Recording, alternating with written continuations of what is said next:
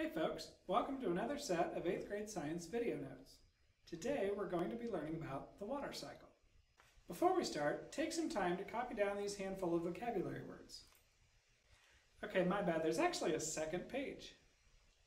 So, just what is the water cycle?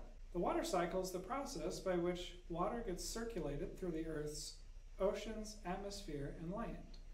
It involves the steps of evaporation and transpiration, condensation, precipitation, and then runoff and infiltration. It's important to note that the Earth's oceans hold 96.5% of all of our water. All of the oceans, lakes, rivers, and streams are responsible for 90% of the water that gets put into our atmosphere.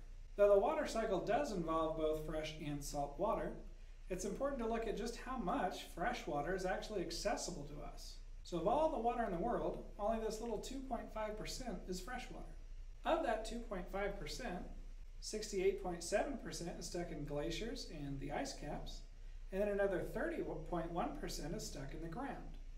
That leaves us with just 1.2% of our 2.5% of water that's accessible to it. Then of that 1.2%, 69% of it is stuck in ground ice or permafrost, leaving us with about 31% that we can actually access.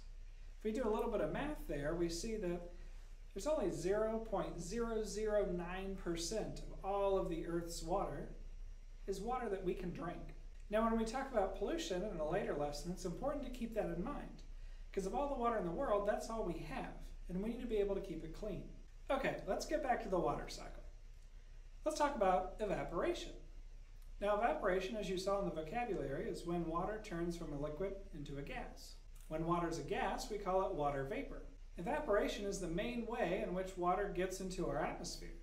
In this case, the liquid water that's on the ground will evaporate and turn into a gas and become atmospheric water vapor. The sun is the driving force behind evaporation. So when the sun's radiation hits water, it heats the water up, and then those water molecules move around a bit faster. The faster those water molecules move around, the easier it is for them to escape the surface and become a gas. There are a couple other ways in which we can get more water into the atmosphere. Sublimation is when ice, or solid water, turns directly into a gas. It skips that liquid state altogether. We also have transpiration, which is like evaporation, but instead of the water coming from an ocean or a lake, it's coming from the leaves in trees and other plants. Now, while these two ways are not the most prominent way that water gets into our atmosphere, they're still very important to know about. So once the water is evaporated and it turns into a gas and it's up in the atmosphere acts as a highway, and it can transport that water to different parts of the world. In the atmosphere, condensation and precipitation both take place. Condensation is when water vapor or gas turns into a liquid. So generally, in the atmosphere, the higher you go, the colder it gets. As our water vapor moves higher into the atmosphere, it cools down, and it slows down because it's getting colder. When it slows down, it's able to bond together and turn back into a liquid. That liquid is just very tiny little water droplets. And when you get a collection of those water droplets together, we tend to call that a cloud. Or if it's low on the ground, we call it fog. So as you can see in this diagram, air that is saturated or has a lot of water vapor in it, as it moves up, it cools down, forming the tiny water droplets. And those tiny water droplets can come together and make larger water droplets. And then the larger they get, the heavier they get, and eventually gravity takes hold and pulls them back down to Earth. When those large water droplets fall down to Earth, they tend to break up into smaller raindrops. So as you saw in the diagram, those tiny water droplets come together, they get bigger, and once they're big enough, gravity pulls them down to Earth in the form of precipitation. Precipitation can come as rain, snow, sleet, or hail. When precipitation falls, it can collect on the ground. This is called runoff. When it rains on rocky ground, like a mountain, the water doesn't soak into the ground. It just flows down into a nearby lake, river, pond, or ocean. Sometimes we can have runoff when it's not even precipitating. As ice caps and glaciers melt, they add to the amount of water, liquid water, that we have on the Earth. And that water can run off into different nearby bodies of water. When it precipitates on softer ground, the water tends to soak into the ground. We call this infiltration. The water that's stored in the ground is called groundwater. A lot of times this water is stored in an aquifer.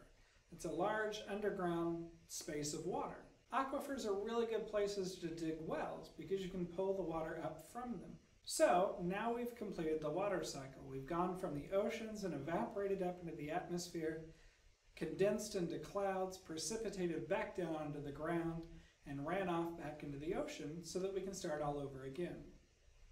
The last thing you need to know about the water cycle are the 3 states of matter and the names of the transitions between each of the states. Gases have the highest amount of energy, liquids are next, and then solids have the least amount of energy. So when we move from a state of matter that goes from a lower energy to a higher energy, we have to warm it up or add energy. And if we go from a higher energy state to a lower energy state, we have to cool it down or take away energy.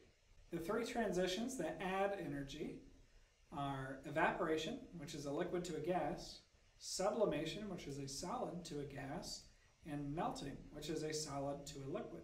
The 3 transitions that take away energy, or you have to cool them down, are from a gas to a liquid, which is condensation, deposition, which is from a gas to a solid, kind of like frost, and freezing, which is from a liquid to a solid. I hope that you were able to learn something today. At the very least, I want you to leave this video knowing the 4 main steps of the water cycle and the 2 things that power the water cycle. Thanks for watching.